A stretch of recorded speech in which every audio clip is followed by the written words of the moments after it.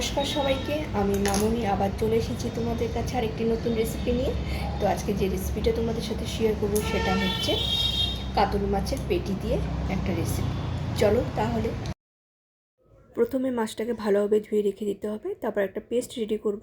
আদা, টমেটো, রসুন আর মোটা করে কাটা তোমার হচ্ছে একটা পেঁয়াজ, 4টা কাঁচা লঙ্কা, তারপর এখানে কুচি কুচি করে কেটেছি পেঁয়াজ, সেটা বেরেস্তার জন্য লাগবে, আর 3টা কাঁচা লঙ্কা আমি চিড়ে রেখেছি। আর এদিকে দই নিয়েছি, ধনেপাতা নিয়েছি, আর সাদা তেল নিয়েছি 1 চামচের মতো। তারপর পোস্ত নিয়েছি। পোস্ত, পেঁয়াজ, টমেটো, আদা, রসুন, লঙ্কা দিয়ে সব কিছু দিয়ে একটা পেস্ট রেডি করে আমি রেখে দেব। তারপর মাছে আমি কি করব, লবণ দেব, হলুদ আর 1 চামচ সাদা তেল দিয়ে ভালোভাবে আমি মাছটাকে মেরিনেট করে রেখে দেব। তো মাছটা একটু মেরিনেট করার সময় একটু ভালোভাবে করতে হবে। মোটামুটি 15 মিনিটসের জন্য রেখে দিলেও হয়ে যাবে। তো আমি এভাবে রেখে দেব। তারপর কড়াইতে আমি 2 চামচ ঘি দিয়েছি। পুরো মাছটা ঘিয়ে হবে। তো ঘিটা গরম হয়ে আসলেই তারপর আমি পেঁয়াজ দিয়ে দিয়েছি বেরেস্তার জন্য। ভালোভাবে ফ্রাই করে নেব। তারপর আমার বেরেস্তা রেডি। তারপর ওই ঘিতেই আমি আর ঘি দিইনি, আর রান্নাটা একদম পুরোটাই ঘিয়েই হবে, কোনো তেল ইউজ করিনি। তো এইখানে তুমি মাছগুলো দিয়ে ভালোভাবে আমি ফ্রাই করে নিয়েছি।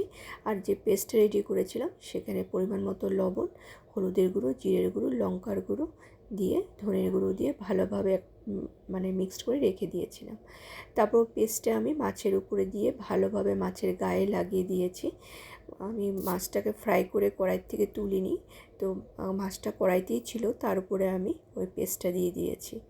তারপর এখন দই দিয়ে দিলাম। দইটাকে একটু আমি ভালোভাবে মিক্সড করে নিয়েছিলাম আগে, যাতে দানা দানা না থাকে।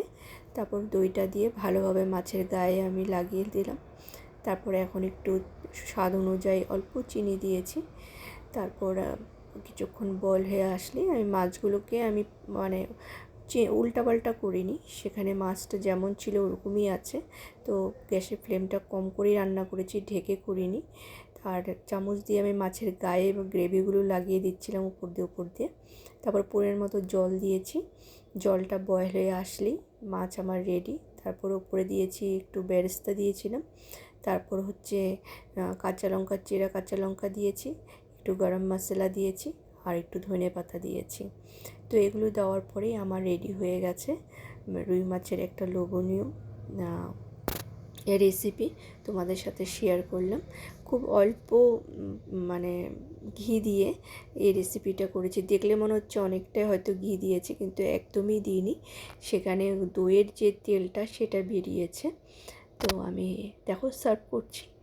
খুবই ভালো হয়েছিল খেতে। তোমরা এভাবে ট্রাই করবে, অবশ্যই ভালো লাগবে। ধন্যবাদ।